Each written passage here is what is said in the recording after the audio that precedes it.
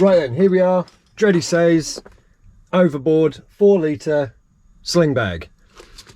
It's waterproof. It's got 2 separate pockets. You get a 5-year warranty on this. It's always nice to have a bit of technical luggage when you're out on your sup or you're surfing or just using it as an everyday dry bag. I've tried fitting my cameras all in it. Fits just fine. So what we're going to do is we're going to go out this afternoon and I'm going to put a bit of loo roll in there to make sure it is absolutely waterproof. And we're going to check it. We're going to do the submersion test. It does claim and state on here submersible main compartment IP66, so it will float obviously because you're trapping air in there, and the front pocket IP65, so not as resistant, but we will be putting it through its paces and checking that out. So let's have a look. Front compartment comfortably fits a larger phone.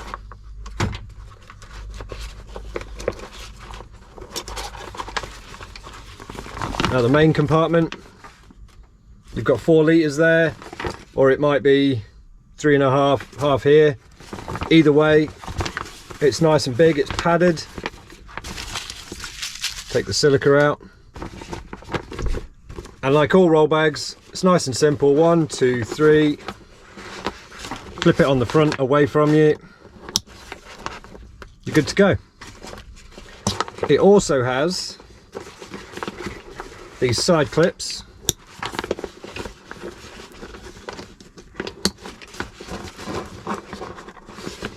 And that seems secure as well. It's a bit neater, it's not as bunched up, but it probably isn't quite as waterproof. Something to check later. Nice, thick padded back on there as well. All good. You get a spare clip, attach things to. Everything literally unclips. Comes back round. And there is the sling mount, which when you've got it on will wrap round. Nice and secure. Quality's good, the build's good. Everything's nice and padded. Little reflective strip. And yeah, side seal compression straps, yeah, padded, breathable, excellent. Reflective shoulder strap, movable shoulder strap. Little instructions there. It's quite straightforward. I've just shown you the 2 ways of clipping it together. 100% sandproof, obviously. That is quite useful if you're on the beach. And a free sticker. So we're going to wrap that up there. I'm going to take it out on the board. I will be sup surfing, weather permitting. It is pretty grim out there, but we're by the coast, so we're going to make the best of it, and we'll go from there. All right, guys, let's cut to the surf.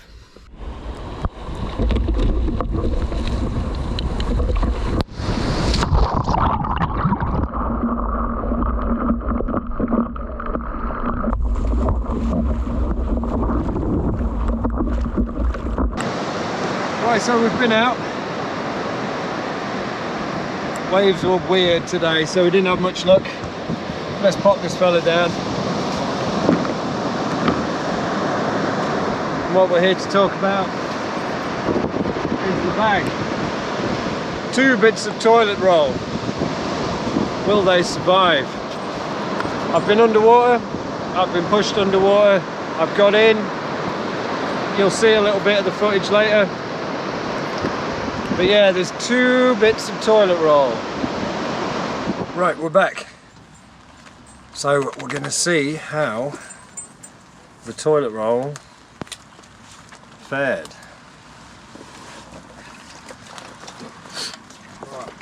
IP65.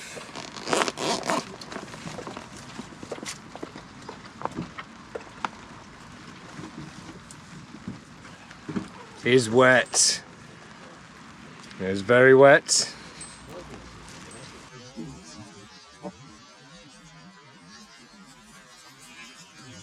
But they didn't claim that this front pocket was waterproof. It's literally just a zip. That's all it is. So of course it's going to let water in. Now, this one, here we go. It's wet right up.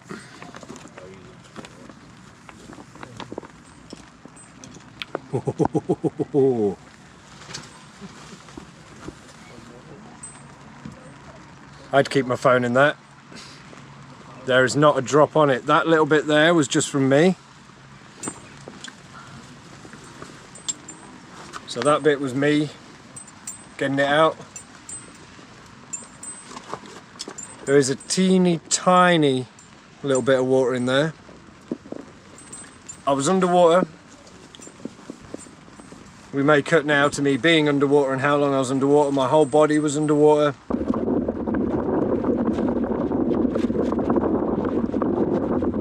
For, I think it was about a minute or so. But I'd trust my phone in that. I'd certainly trust my keys in that. And that was me underwater. I love this bag.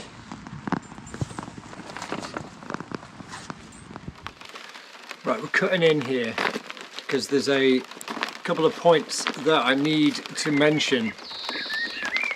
Now, there's two ratings on this bag. The internal pocket, that is rated to IP66. That means it will float. There's air in there, so it will indeed float and can handle quick submersions. Now, hang fire on that one because I disagree about the quick submersion bit. We'll get to that. And IP55, which is this front pocket with this zip. And that is basically foul weather and spray proof. So I thought I'd come out in this glorious foul weather, and it's been dry inside there when it's raining a little bit, but like we've already seen, don't put anything that you don't want to get wet in there. Now the company do, after I did a little bit of digging on the website, recommend a waterproof phone case or waterproof tech case if that's what you're putting in there. I have got one on the way that will be reviewed. Their phone cases look superb. They come in small and large, but wait for the review. Got a large one on the way and we'll check it out. Now, the IP66 claim that it can only handle quick submersions, I found was wrong in this bag's favour. I went free diving with this on my back, like I mentioned earlier in the review, and I even let the company know, and it worked down to several meters with only a tiny little bit of water ingress. However, like I say, it's a bit of a disclaimer. It is best to put anything really delicate in a waterproof case just in case, but this managed several meters and it is only supposed to be for quick submersions, and the bag was underwater for pretty much most of my dive when I was swimming out. If we just quickly sling that on now, as I was swimming, I had my snorkel on, my back was lower, so this was under the water for 20-30 minutes. I was out for an hour and it was practically bone dry. I say practically, couple of tiny little bits of water got in. Right, back to the review. We've had a good go with this Overboard bag now, and I'm so impressed. The phone comes out with me now. Yeah, I brought a radio, just to natter with the wife. Drinking. What I didn't show you before, and I'll try and show you now, is there is an internal pocket in there, which is quite nice and handy. My phone's just sat behind that. Nothing in the front. We know that's not waterproof. The little leaflet you get with it tells you it's not waterproof.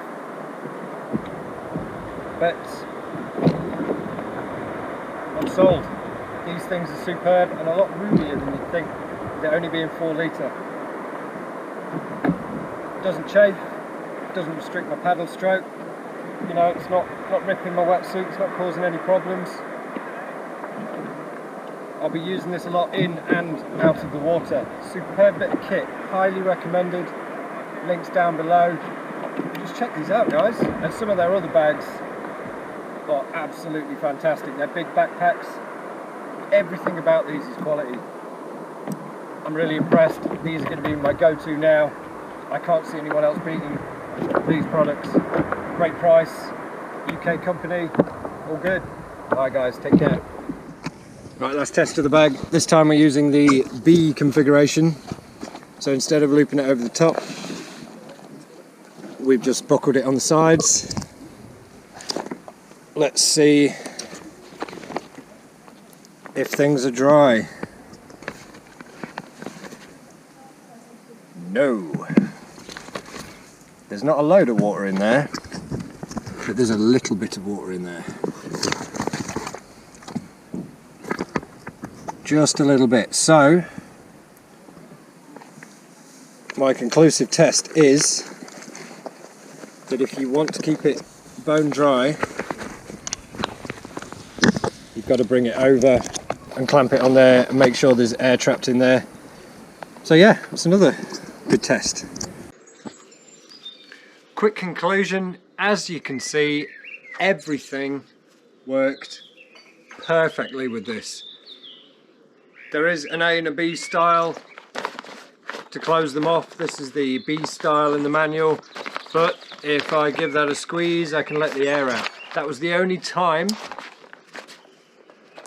that it let water in. If you like a usual dry bag, clamp it over the front like that, no air got in. I even went free diving with this to really test it down to about 5 to 8 meters. It was bone dry. There is one problem. I had 5 liters of air on my back, so it was difficult to stay under the water even with my diving fins.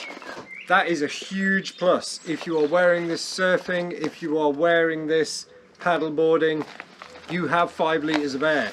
It's on your back, so if you go in, you are going to float. So this is actually really useful. I have no complaints with this. It was comfortable, it didn't chafe. The way that it sits on you whilst you are paddling, unlike a backpack that I have found can sort of restrict your movement a little bit, this is absolutely fine. Both of my arms there, totally free, absolutely spot on. Huge thumbs up for this one. Check out in the description where you can pick one up. And yeah, take care guys.